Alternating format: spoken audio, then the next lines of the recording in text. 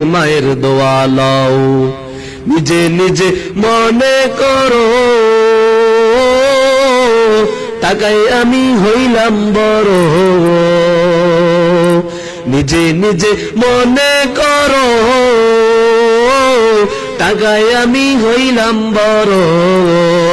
যার কারণে বেত মুখে বেঈমান হয়ে যাও, মায়ের দোয়া লও হে মুমিন, মায়ের দোয়া লও। যারা মায়ের দোয়া লয় দুনিয়াতেও নাম হয়ে যায়, আখিরাতেও সফল হয়ে যায়।